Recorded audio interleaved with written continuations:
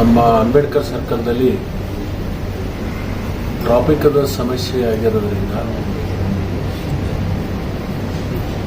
ಅದನ್ನು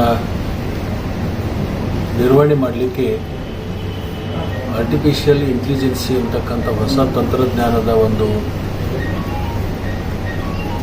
ಸಿಗ್ನಲ್ ಕೂಡಿಸ್ಕೊಂಡು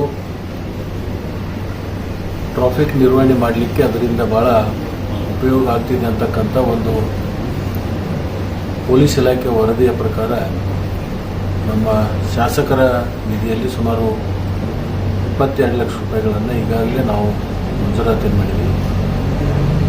ಕೆಲವೇ ದಿನದಲ್ಲಿ ಅದು ಟೆಂಡರ್ ಪ್ರಕ್ರಿಯೆ ಪ್ರಾರಂಭವಾಗಿ ಅದನ್ನು ಪ್ರಾರಂಭ ಮಾಡ್ತೀವಿ.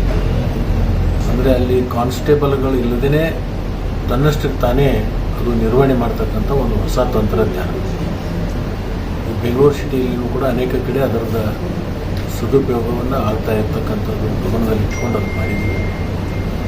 ಮತ್ತು ಅದರ ಜೊತೆಗೆ ಈಗಾಗಲೇ ಇಲಾಖೆಯವರು ಅನೇಕ ಕಡೆ CC ಕ್ಯಾಮ್ರಾಗಳನ್ನು ಕೂಡಿಸಿದ್ದಾರೆ.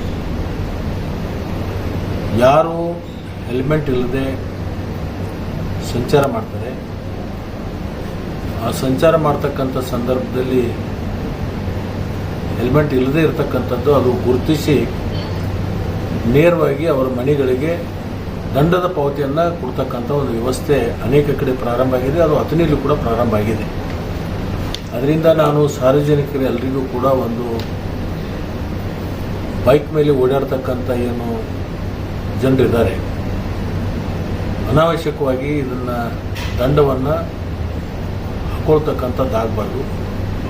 ಮತ್ತು ಇದು ನಿಮ್ಮ ಜೀವ ರಕ್ಷಣೆಗಾಗಿ ಮಾಡಿರ್ತಕ್ಕಂಥದ್ದು, ನಿಮ್ಮ ಹಿತಕ್ಕಾಗಿ, ನಿಮ್ಮ ಕುಟುಂಬದ ಜವಾಬ್ದಾರಿ ನಿಮ್ಮ ಮೇಲೆ ಇದೆ ಅಂತಕ್ಕಂಥದ್ದು ಅರಿವು ನಿಮ್ಮಲ್ಲಿ ಎಲ್ಲರಿಗೂ ಇರಬೇಕು. ಆದ ಕಾರಣ ಯಾರೂ ಕೂಡ ತಲೆಗೆ ಹೆಲ್ಮೆಟ್ ಹಾಕಲಾರದೆ ಸಂಚಾರ ಮಾಡಬಾರ್ದು. ನಿಮ್ಮ ರಕ್ಷಣೆಗಾಗಿ ಮಾಡಿರ್ತಕ್ಕಂಥ ಇದೊಂದು ಕಾನೂನು. ಅದರಿಂದ ಈ ಒಂದು ಜಾಗ್ರತೆಯನ್ನು ನೀವು ವಹಿಸಬೇಕಾಗಿರ್ತಕ್ಕಂಥದ್ದು.